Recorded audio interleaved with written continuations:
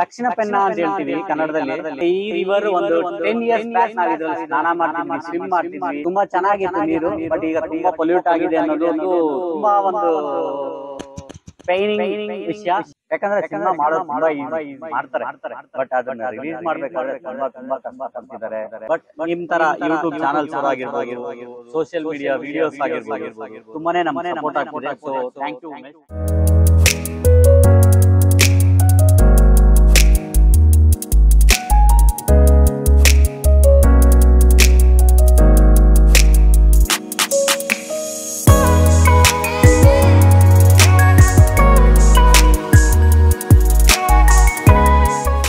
ಆಕ್ಚುಲಾಗಿ ಈ ರಿವರ್ ಬಂದು ದಕ್ಷಿಣ ಪೆನ್ನಾ ಅಂತ ಹೇಳ್ತೀವಿ ಕನ್ನಡದಲ್ಲಿ. ತಮಿಳಲ್ಲಿ ತೆನ್ಪೆನ್ನೈ ಅಂತಾರೆ, ಇಂಗ್ಲಿಷ್ ಅಲ್ಲಿ ಸೌತ್ ಪೆನ್ನಾ ರಿವರ್ ಅಂತಾರೆ. ಇದು ಈಗ ಜಸ್ಟ್ ಕರ್ನಾಟಕದಿಂದ ತಮಿಳ್ನಾಡಿಗೆ ಬಂದಿರೋಂತ ಒಂದು ಸ್ಟಾರ್ಟಿಂಗ್ ಪಾಯಿಂಟ್. ಇದು ನಂದಿ ಹಿಲ್ಸ್ ಅಲ್ಲಿ ಸ್ಟಾರ್ಟ್ ಆಗುತ್ತೆ ಈ ರಿವರ್. ಅಲ್ಲಿಂದ ಕರ್ನಾಟಕದಲ್ಲಿ ಟ್ರಾವೆಲ್ ಆಗಿ ತಮಿಳ್ನಾಡು ಬಾರ್ಡರ್, ಇದು ಫಸ್ಟ್ ಡ್ಯಾಮ್ ಇದು ತಮಿಳ್ನಾಡಲ್ಲಿ. ಇಲ್ಲಿಂದ ಮತ್ತೆ ನೆಕ್ಸ್ಟ್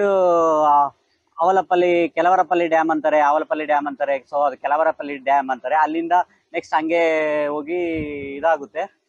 ಮೇನ್ ಏನಪ್ಪಾ ಅಂತಂದ್ರೆ ಈ ರಿವರ್ ಒಂದು 10 years ಬ್ಯಾಕ್ ನಾವು ಇದ್ರಲ್ಲಿ ಸ್ನಾನ ಮಾಡ್ತಿದ್ವಿ, ಸ್ವಿಮ್ ಮಾಡ್ತಿದ್ವಿ, ಇದರಲ್ಲಿ ಮೀನ್ ಹಿಡಿತಾ ಇದ್ರು.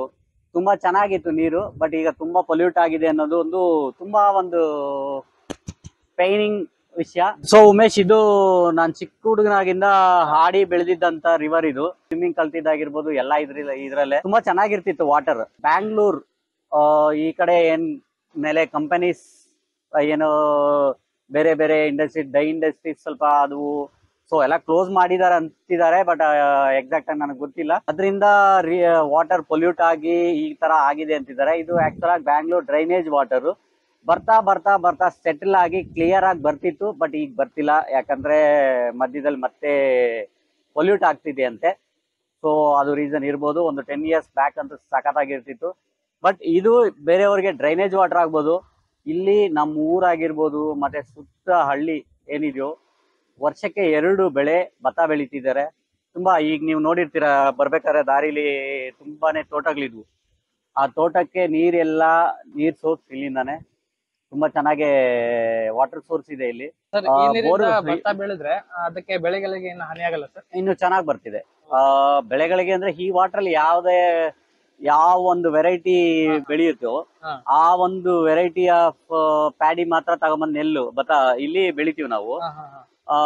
ಇನ್ನೂ ಒಂದು ಏನಪ್ಪಾ ಅಂತಂದ್ರೆ ತೋಟಗಳಿಗೆ ಬೋರ್ವೆಲ್ಸ್ ಇದಾವೆ ಇಲ್ಲಿ. ಬೋರ್ವೆಲ್ ವಾಟರ್ ಯೂಸ್ ಮಾಡ್ತಾರೆ. ಇವನ್ ನಮ್ದು ತೋಟ ಇದೆ, ಎಲ್ಲ ಬೋರ್ವೆಲ್ ಇದೆ. ಬೋರ್ವೆಲ್ ವಾಟರ್ ಅದು ಬೇರೆ ವಾಟರ್ ಸೋರ್ಸ್ ಇದೆ. ಬಟ್ ಇದರಿಂದ ತುಂಬಾ ಜನ ಈ ಒಂದು ಇಲ್ಲಿ ಸರ್ಕಲ್ ಹೋಗುತ್ತೆ, ಈ ಒಂದು ವಾಟರ್ ಇದು ಹೋಗುತ್ತೆ ಚೆಕ್ ಡ್ಯಾಮ್ ಮೂಲಕವಾಗಿ ಮತ್ತೆ ಒಳಗೆ ಹೋಗುತ್ತದು. ಆ ವಾಟರ್ ಇಂದ ತುಂಬಾ ಅದ್ರ ಡೌನ್ ಲೈನ್ ಅಲ್ಲಿ ಏನೇನೆಲ್ಲ ತೋಟಗಳು ಈ ಭತ್ತ ಬೆಳೆಯುವಂತ ಗದ್ದೆ ಇದೆಯೋ ಇದೆಲ್ಲ ಈ ಟೋಟಲ್ ಆಗಿ ಭತ್ತ ಬೆಳ್ಕೊಳ್ಳೋಕೆ ಸೊ ಹೆಲ್ಪ್ ಆಗುತ್ತೆ. ಇದು ಈ ನಮ್ಮೂರ್ನ ರಿವರ್ ಕತೆ. ಈಗ ನನ್ಗೆ ಬಂದ್ರೆ ನಾನು ಆಟ ಆಡಿ ಬೆಳೆದಿ ಬಂದಂತ ಒಂದು ರಿವರ್. ಈಗ ಅದ್ರ ಟಚ್ ಹೋಯ್ತು ಅಂತಲ್ಲ, ಬಟ್ ಈಗ ಇಳಿಯಕ್ ಆಗ್ತಿಲ್ಲ. ಇಳಿಬಹುದು, ಬಟ್ ಓಕೆನೆ ಕಂಪೇರ್ ಮಾಡಿದ್ರೆ. ನಿಮ್ ಪುಣ್ಯ ಇವತ್ತು ಸ್ವಲ್ಪ ಕ್ಲಿಯರ್ ಇದೆ. ಇನ್ನು ವರ್ಸ್ಟ್ ಬರುತ್ತೆ ಇಲ್ಲಿ. ಈಗ ಸ್ವಲ್ಪ ಕ್ಲಿಯರ್ ಇದೆ ಅನ್ಸುತ್ತೆ ವಾಟರ್. ಇದೇ ಕ್ಲಿಯರ್ ಇದ್ರೆ ಖುಷಿನೇ. ಇನ್ನು ಸ್ವಲ್ಪ ಇದೇ ತರ ಕಮ್ಮಿ ಆದ್ರೆ ಇನ್ನು ಖುಷಿನೇ. ಅದೇ ಪಾಲಿಟ್ ಇಂದ ನೊರೆ ಬರ್ತಾ ಇರ್ಬೇಕು ಅನ್ಸುತ್ತೆ. ಇಲ್ಲ, ಇನ್ನು ತುಂಬಾ ನೊರೆ ಬರ್ತಿತ್ತು. ಬರುತ್ತೆ, ವಾಟರ್ ಅಂದ್ಮೇಲೆ ಬರುತ್ತೆ. ಪೊಲ್ಯೂಟ್ ಆಗಿದೆ ಬರುತ್ತೆ. ಸೊ ತುಂಬಾ ಪೊಲ್ಯೂಟ್ ಆಗಿರೋದ್ರಿಂದ ಸ್ವಲ್ಪ ಜಾಸ್ತಿ ಬರುತ್ತೆ. ಇನ್ನು ಇದು ಪರವಾಗಿಲ್ಲ, ಬೆಟರ್. ನಿಮ್ಗೆ ಕಲರ್ ಅಟ್ಲೀಸ್ಟ್ ವೈಟ್ ಕಾಣ್ತಿದೆ ವಾಟರ್. ಇನ್ನು ಬ್ಲಾಕ್ ಬರುತ್ತೆ, ಇನ್ನು ಫುಲ್ ಬ್ಲಾಕ್ ಬರುತ್ತೆ. ನಮ್ಮೂರ್ ಕತೆ ಏನಪ್ಪಾ ಅಂತಂದ್ರೆ ತಮಿಳ್ನಾಡು ಬಾರ್ಡರ್ ಅಲ್ಲಿ ಇದೀವಿ. ಇದು ಆಕ್ಚುಲ್ ಆಗಿ ತಮಿಳ್ನಾಡು ಅಂಡರ್ ಅಲ್ಲಿ ಬರುತ್ತೆ. ನೋಡಿರ್ತೀರಾ ನೀವು ಬರ್ಬೇಕಾದ್ರೆ. ಕರ್ನಾಟಕದಿಂದ ಒಂದು 3 ಕಿಲೋಮೀಟರ್, ಕರ್ನಾಟಕ ಬಾರ್ಡರ್ 3 ಕಿಲೋಮೀಟರ್ ಅಲ್ಲಿ ನಾವಿದೀವಿ. ಸೊ ನಾವು ಪ್ಯೂರ್ಲಿ ಕನ್ನಡದವರು, ಪ್ಯೂರ್ಲಿ ಕನ್ನಡ ಮಾತಾಡೋದು ಮನೇಲೆಲ್ಲ. ಬಟ್ ತಮಿಳ್ನಾಡು ಅಂಡರ್ ಬರ್ತೀವಿ. ಕನ್ನಡನೂ ಸ್ವಲ್ಪ ಹಳ್ಳಿ ಭಾಷೆ ತರ ಇರುತ್ತೆ. ಅದ್ರಲ್ಲಿ ಏನಾದ್ರು ನಿಮ್ಗೆ ಚೆನ್ನಾಗಿ ಮಾತಾಡ್ತಿಲ್ಲ, ಏನ್ ಈ ತರ ಮಾತಾಡ್ತಿದ್ದಾರೆ ಅಂತ ಏನಾದ್ರು ಫೀಲ್ ಆದ್ರೆ ಸಾರಿ. ಬಟ್ ನಮ್ ಕನ್ನಡ ಇರೋದೇ ಹೀಗೆ. ನಮ್ ಭಾಷೆ ಫಸ್ಟ್ ಇಂದ ಮಾತಾಡಿರೋದ್ರಿಂದ ನಮ್ಗೆ ಅದು ಸಡನ್ ಆಗಿ ಚೇಂಜ್ ಆಗೋದಿಲ್ಲ. ಸೊ ಏನಾದ್ರು ನಮ್ ಕನ್ನಡದಲ್ಲಿ ಸ್ವಲ್ಪ ಏರುಪೇರಿದ್ರೆ ಯಾರು ತಲೆಗೆ ಹಾಕೋಬೇಡಿ, ದಯವಿಟ್ಟು ಕ್ಷಮಿಸಿ. ಈಗ ನನ್ ಸಿನಿಮಾ ಜೀವನ ಮಾಡ್ತಿದ್ದೀರಾ ಕಂಡ್ರು, ಪ್ರತಿ ಆದಿಗೂ ಒಂದಂತ್ಯ ಇದ್ದೇ ಇರುತ್ತೆ. ನಾನು ಇಲ್ಲೇ ಈಗಲೇ ಸಾಯಿಸ್ಬಿಡಿ. ಅಪ್ಪಿ ತಪ್ಪಿ ಬದುಕಿದೆ ಅಂತ ಇಟ್ಕೊಳ್ಳಿ, ನಾನೇ ಕಾಣಿಸ್ತೀನಿ. ನೆಕ್ಸ್ಟ್ ಮೂವೀಸ್ ಬಗ್ಗೆ ಹೇಳ್ತೀನಿ. ತ್ರಿಬಲ್ ಡಿ ಬರ್ತಾ ಇದೆ, ಸಪೋರ್ಟ್ ಮಾಡಿ. ನೆಕ್ಸ್ಟ್ ಮತ್ತೆ ಕೆಲವು ಶೂಟಿಂಗ್ಸ್ ಹೋಗ್ತಾ ಇದಾವೆ, ಎಲ್ಲದಕ್ಕೂ ಸಪೋರ್ಟ್ ಮಾಡಿ. ಬಟ್ ನೇಮ್ಸ್ ನಾನು ಹೇಳೋದಕ್ಕೆ ಆಗೋದಿಲ್ಲ, ಯಾಕಂದ್ರೆ ಡೈರೆಕ್ಟರ್ಸ್ ಅವರು ವಿತೌಟ್ ಇನ್ಫಾರ್ಮ್ ನಾನು ಹೇಳಿದ್ರೆ ಚೆನ್ನಾಗಿರೋದಿಲ್ಲ.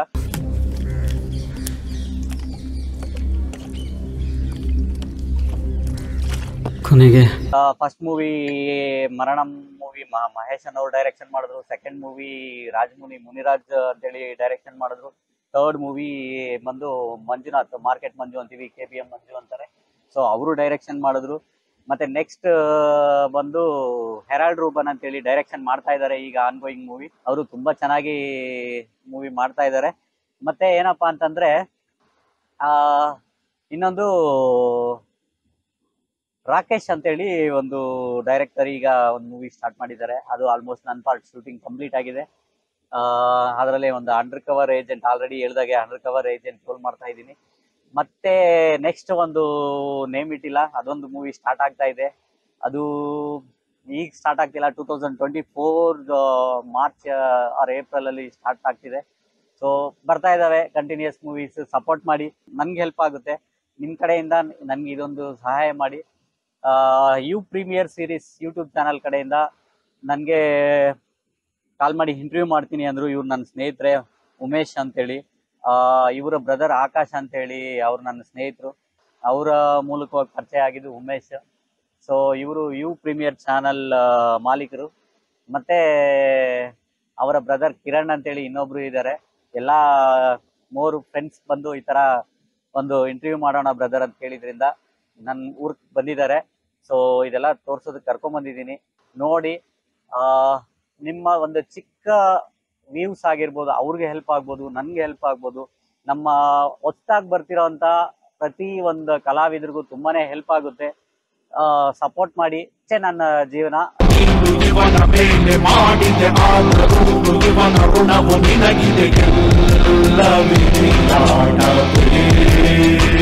ತುಂಬಾ ದಿವಸದಿಂದ ಉಮೇಶ್ ಅವ್ರು ಕೇಳ್ತಿದ್ರು, ಬಟ್ ನಾನೇ ಅವ್ರಿಗೆ ಟೈಮ್ ಕೊಟ್ಟಿಲ್ಲ. ಸಾರಿ ಉಮೇಶ್, ಕೆಲ್ಸಗಳು ಇರ್ತಿದ್ವು.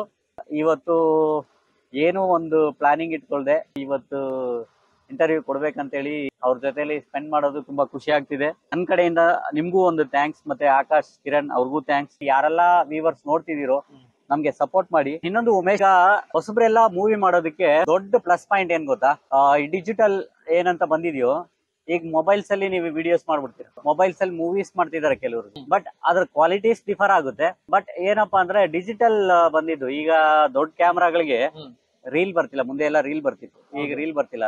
ಡಿಜಿಟಲ್ ನಿಮ್ಗೆ ಮೆಮರಿ ಕಾರ್ಡ್ ಏನ್ ಬರ್ತಾರೆ, ಹಾರ್ಡ್ ಡಿಸ್ಕ್ ಅಲ್ಲಿ ಸೇವ್ ಮಾಡ್ಕೋತಾರೆ. ಮತ್ತೆ ಎಡಿಟಿಂಗ್ ಅದನ್ನೇ ಯೂಸ್ ಮಾಡ್ತಾರೆ. ಎಲ್ಲ ಆಲ್ಮೋಸ್ಟ್ ಡಿಜಿಟಲೈಸ್ ಆಯ್ತು. ಸೊ ನಾವೆಲ್ಲರೂ ಸಿನಿಮಾ ಮಾಡಕ್ಕಾಯ್ತು. ಡಿಜಿಟಲೈಸ್ ಆಗಿಲ್ಲ, ರೀಲ್ ಇರ್ಬೇಕಪ್ಪ ಅಂತಂದ್ರೆ ಆಗ ದೊಡ್ಡ ದೊಡ್ಡ ಪ್ರೊಡ್ಯೂಸರ್ ಬೇಕಾಗುತ್ತೆ, ದೊಡ್ಡ ದೊಡ್ಡ ದುಡ್ಡು ಹಾಕೋರು ಬೇಕಾಗುತ್ತೆ.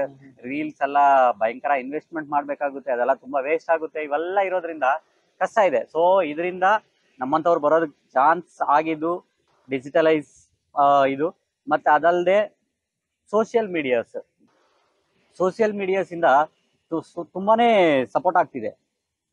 ಏನಪ್ಪಾ ಅಂತಂದ್ರೆ ಈಗ ಒಂದು ಫೇಸ್ಬುಕ್, ಇನ್ಸ್ಟಾಗ್ರಾಮ್, ಟ್ವಿಟ್ಟರ್ ಇವೆಲ್ಲ ನಾವು ಪೋಸ್ಟ್ ಮಾಡ್ತೀವಿ. ಅದು ತುಂಬಾ ಜನ ನೋಡಿ ಗೊತ್ತಾಗ್ತದೆ. ನಮ್ಮ ಪ್ರಮೋಷನ್ಸ್ ಹೀಗೆ ಇರುತ್ತೆ. ಸಿನಿಮಾ ಮಾಡೋದು ಈಸಿ ಆಗ್ಬಿಟ್ಟಿದೆ. ಈಗ ಪ್ರಮೋಷನ್ ಮಾಡೋದು ತುಂಬಾ ಕಷ್ಟ ಆಗ್ತಿದೆ. ಯಾಕಂದ್ರೆ ಸಿನಿಮಾ ಮಾಡೋದು ತುಂಬಾ ಈಸಿ, ಮಾಡ್ತಾರೆ. ಬಟ್ ಅದನ್ನ ರಿಲೀಸ್ ಮಾಡ್ಬೇಕಾದ್ರೆ ತುಂಬಾ ಕಷ್ಟ ಪಡ್ತಿದ್ದಾರೆ. ಈ ಲೋ ಬಜೆಟ್ ಮೂವೀಸ್ ಯಾರ್ಯಾರು ಮಾಡ್ತಾರೋ ಇವ್ರಿಗೆ ಹೇಳ್ತಿದ್ದೀನಿ, ಈ ಫೇಸ್ಬುಕ್, ಇನ್ಸ್ಟಾದಲ್ಲಿ ನೀವು ಎಷ್ಟೆಷ್ಟು ಶೇರ್ ಮಾಡ್ತಿರೋ ಇವೇ ನಮ್ಗೆ ಫ್ರೀ ಪ್ರಮೋಷನ್. ನಿಮ್ಮ ಬಿಟ್ಟು ನೀವೇ ನಮ್ಗೆ ಪ್ರಮೋಷನ್ ಮಾಡ್ಕೊಡ್ಬೇಕಾಗುತ್ತೆ. ಕ್ರೋರ್ಸ್ ಅಲ್ಲಿ ಆಗುತ್ತೆ ಪ್ರಮೋಷನ್ ಖರ್ಚು, ಬಟ್ ಅವೆಲ್ಲ ಇನ್ವೆಸ್ಟ್ ಮಾಡೋ ಒಂದು ಇದು ಯಾರಿಗೂ ಇರೋದಿಲ್ಲ ಪಾಪ ನ್ಯೂ ಕಮರ್ಸ್ಗೆ. ಬಟ್ ನಿಮ್ ತರ ಯೂಟ್ಯೂಬ್ ಚಾನಲ್ಸ್ ಅವರು ಆಗಿರ್ಬೋದು, ಸೋಷಿಯಲ್ ಮೀಡಿಯಾ ವಿಡಿಯೋಸ್ ಆಗಿರ್ಬೋದು, ತುಂಬಾನೇ ನಮ್ಗೆ ಸಪೋರ್ಟ್ ಆಗ್ತಿದೆ. So thank you Umesh.